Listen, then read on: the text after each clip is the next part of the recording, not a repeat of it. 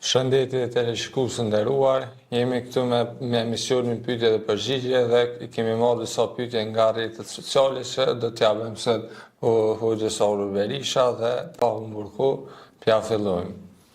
Fillojmë me pyetjen e parë, kur do të ndodh dita e Kiametit dhe a di ndokush përveç Allahut momentin e tij?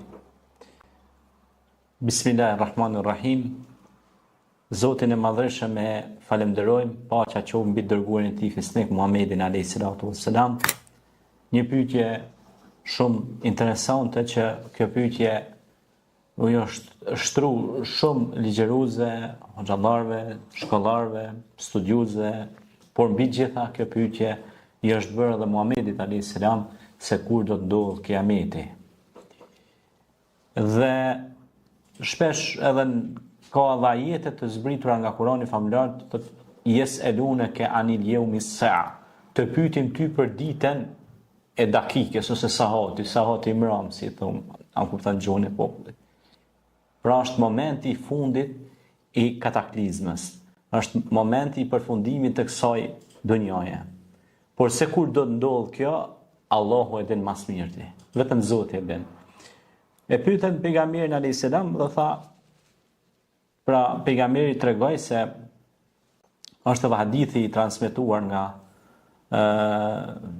i njohur për, domethënë kur pyetet për Islamin, për imanin, edhe pyetet edhe për shenjat e Kiametit. Pra pejgamberi alayhis salam tha, i pyeturi nuk din më shumë se pyetësi. A kupton ajo? Pra kjo është një mister, domethënë nuk e din kurkush se kur ka me ndodh Kiameti. Kjo është dhe shqyr që se din askush, sepse njerëzit do t'i merrshin gjërat shumë në mënyrë traumatike.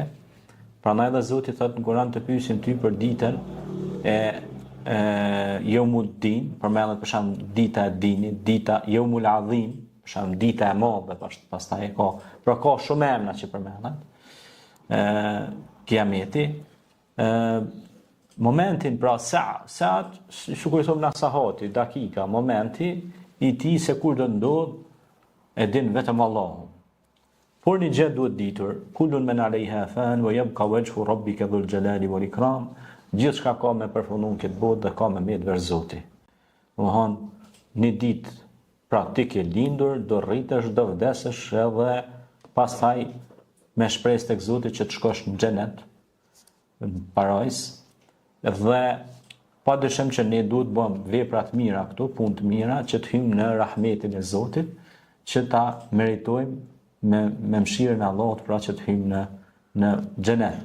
Prandaj kur do ndodh këto nuk e ka tregu pra askush, edhe Zoti e ka lënë këtë si, domethënë, për njeriu nuk ja ka kallëzu, domethënë se kur do të ndodh, por i ka tregu disa shenja, ka tregu disa gjëra që do t'i shtjellojmë tutje së bashku me juve në rdinjo edhe me teleshikuesit.